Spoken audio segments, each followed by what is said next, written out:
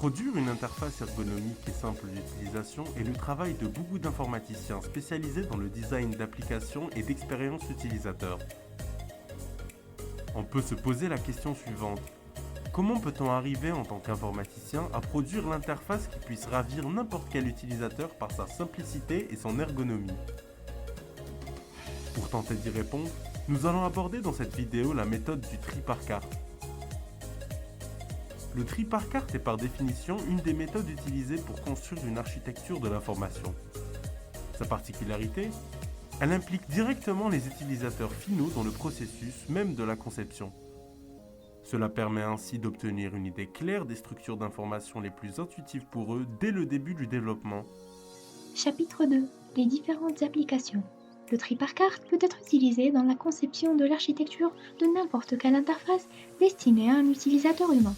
Le tri par carte est d'autant plus efficace lorsqu'il y a un grand nombre d'informations à structurer ou que l'utilisateur final n'est pas forcément expérimenté en informatique. On peut citer comme exemple les réseaux sociaux, les sites d'achat en ligne ou encore les applications qui offrent des services tels que Yesir. Chapitre 3. Les différentes étapes du tri. Après toutes ces définitions, laissez-nous vous présenter les différentes étapes du tri par carte. Étape 1. L'immersion. Il s'agit de présenter le contexte, donc ce qui va devoir être réalisé, ainsi que les cartes à l'utilisateur qui peuvent être placées de manière aléatoire, avec en plus des cartes vierges permettant l'ajout d'informations. Étape 2. Définition des contenus. Tout d'abord, il faut dans cette étape valider les contenus des cartes par le participant, de par leur utilité ou leur appellation. Cette étape n'est pas obligatoire dans le cas où l'information n'est pas négociable. Étape 3. Groupement. Cette étape est le démarrage du groupement des cartes en catégories. Elle se fait pendant environ 5 à 30 minutes par le participant selon la taille du projet. Étape 4. Labellisation. Une fois que l'utilisateur a effectué ses regroupements, on lui demande de nommer ses groupes. Il n'est pas nécessaire de nommer le groupe par un mot, une phrase peut aussi fonctionner. Chapitre 4. Exemple simple. Voici un exemple simple que nous avons réalisé à l'aide de quelques participants pour illustrer cette vidéo. On veut concevoir un site web pour un laboratoire et on utilise ici le tri par carte afin de concevoir les menus. Premièrement, nous avons commencé par écrire tous les items de notre site sur des cartes, puis nous les avons disposés de façon à ce que nos futurs utilisateurs puissent les lire. Nous avons aussi mis à leur disposition des cartes orange au cas où ils voudraient ajouter quelque chose. Deuxièmement, on a alors demandé à nos utilisateurs de rassembler les cartes pour faire des catégories qui ont du sens pour eux. Troisièmement, les participants nomment alors les catégories créées. Quatrièmement, les participants choisissent la disposition la plus intuitive selon eux pour chaque catégorie, et on obtient à la fin la disposition la plus favorable aux utilisateurs, qui est celle qui apparaît à l'écran. Au final, si on voulait utiliser ces données pour la création d'un site web, voici ce qu'on obtiendrait.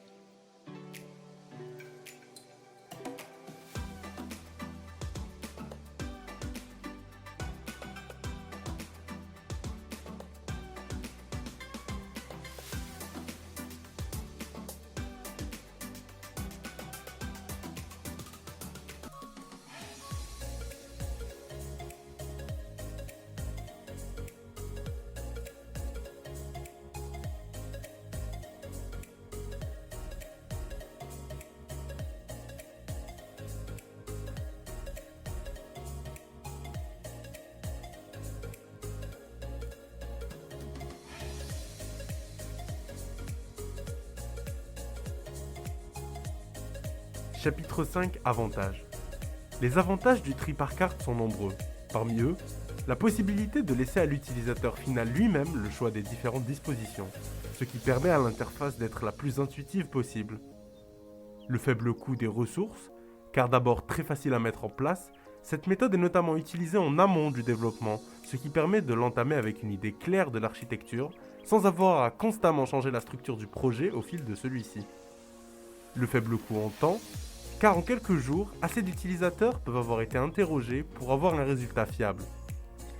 Chapitre 6. Conclusion. Même si le design parfait n'existera sûrement jamais, le tri par carte est un outil très utile à tout programmeur qui souhaite concevoir un design intuitif, facile à mettre en place, peu coûtant en temps et en ressources. Cette méthode fonctionne très bien pour accompagner les développeurs sur les grands comme les petits projets. Merci de votre attention.